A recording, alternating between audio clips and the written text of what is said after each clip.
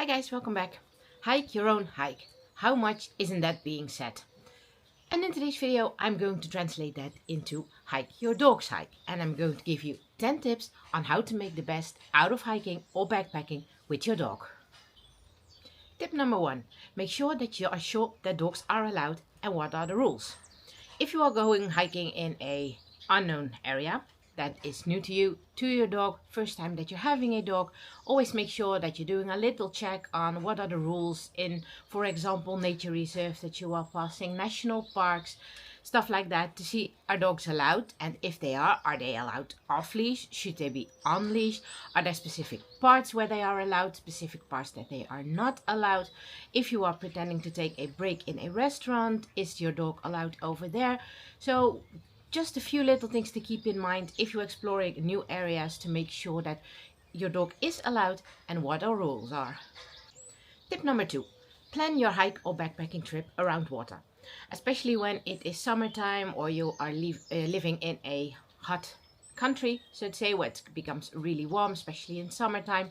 Always make sure that you're carrying enough water, and if it makes your pack too heavy, then make sure that you plan your hike around water or your backpacking trip so that you can fill up your water either on public toilets, of course not in the toilet, but on the sinks over there, in a restaurant, or when you are having more sort of a wilderness where you live, that you are passing a lot of water sources where you can fill up your dog's water as well, because it's always very important to have enough water with you for your dog as well.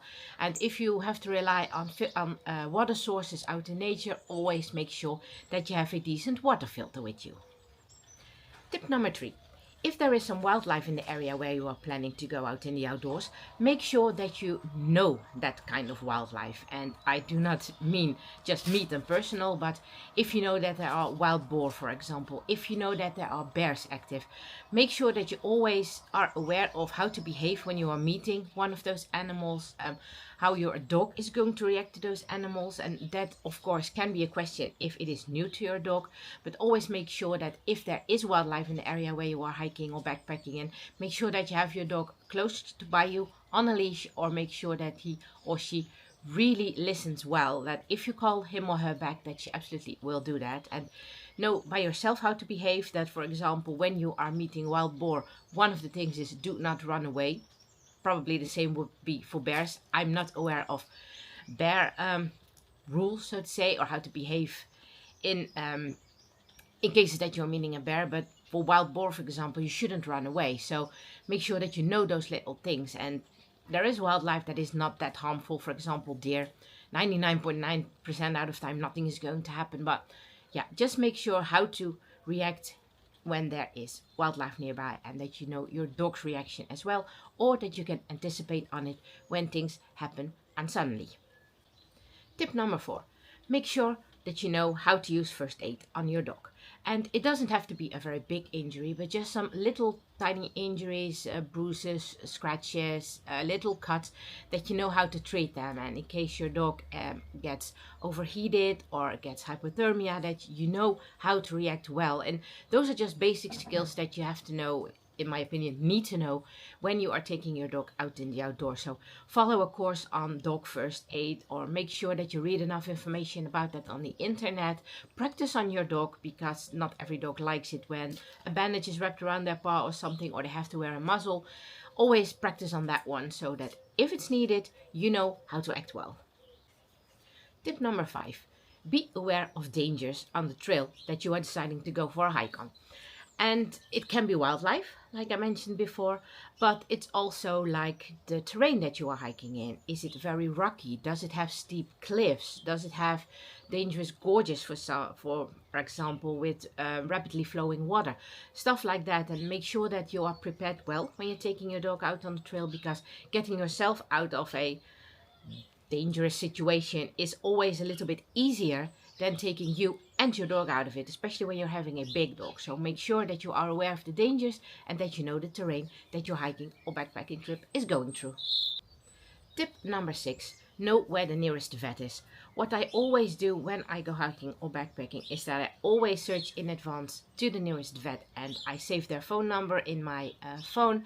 And if I am aware of that I will not have phone service, then I will make sure that for some reason that I am always prepared to being able to take my dogs to the nearest vet. And if you can, always call a vet in advance when you are heading, especially to an unknown vet, when you are hiking or backpacking in unknown areas.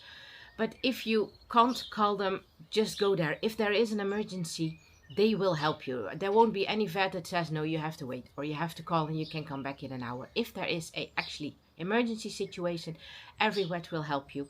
But you have to make sure that you know where the nearest vet is. And like I mentioned, if you are able to call in advance, do that. Tip number 7, that is learn your dog trail manners. And that sounds a little bit weird, and it can be quite a challenge to do so, but make sure that your dog also knows how to behave on trail. Make sure that your dog is learning, for example, not to run towards every other people or every other dog that he sees. If you are taking a break on a shelter or a picnic bench and there are other persons there as well, make sure that your dog is not going to ask them for food or anything, or beg at them for food and bothering them, just being how I say it, rude to them. So make sure that your dog behaves well out on trail as well, and that your dog is not roaming around through all the woods, that he stays with you on the trail. So that always keeps sure that dogs, where they are allowed, stay allowed. Tip number 8. Make sure that your dog gets some time to get used to his or her gear. We, for example, often do shakedown hikes before the season starts to test everything out, to see if some older gear is still working, nothing has holes in it. So if you are taking your dog out as well, make sure that he or she knows the gear as well, that he's comfortable with the harness that he or she is wearing, that he is fine with drinking out of the food and water bowl that you are eating, out of the food and water bowl that you are bringing along. Make sure that your dog is not hesitant to drink strange water, because some dogs only would like to drink the water that they know from home. So make sure that your dog is familiar with that. If you are feeding other food out on the trail that you are doing at home, make sure that your dog is familiar with that food, that you are known, or you are for sure that he doesn't get any intestinal problems or diarrhea or something out on the trail, because that's something you do not want. So you are making sure that you know your gear. Make sure that your dog does as well. Tip number 9. Learn your dog's body language. A dog can tell you a lot just by talking to you through his body language, and it can be a challenge to learn to speak that language, but if you can and you will take the time to learn that, it can be very valuable, especially out on the trail, because you can see on your dog's behavior or the way he is looking at you, the way that he is walking, that something is wrong, or that your dog is feeling uncomfortable in a specific situation. He or she is hesitant to go through a specific path or trail or something, or underneath something, crossing something, going over a bridge. So learning your dog's body language is a very useful skill out on the trail. Very useful for yourself, but your dog will be very thankful as well. And number 10 is both get used to the after trail check. That's something that I always do at camp or after a day hike, is I'm checking the dogs completely. So if needed, I dry them off with a towel, and when I'm doing that, I can see if there is something stuck in their fur that I can take out.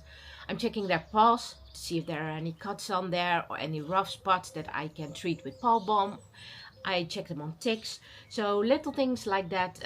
When you're checking for ticks, do not forget to check the inside of their ears and the inside of their mouth, because ticks would like to crawl into ears, and they would like to stick to your dog's gums as well.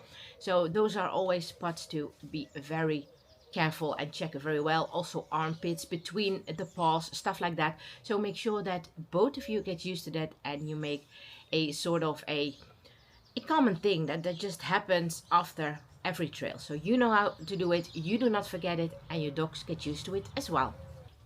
So those were my 10 tips for making the best out of hiking or backpacking with your dog. And of course, everything depends on your dog, depends on the country you're living in, depends on the area that you're hiking in. So always make sure that they do apply to your dog as well. But you hear me say that more often in my videos. If you have any other questions about this subject, as always, feel free to contact me.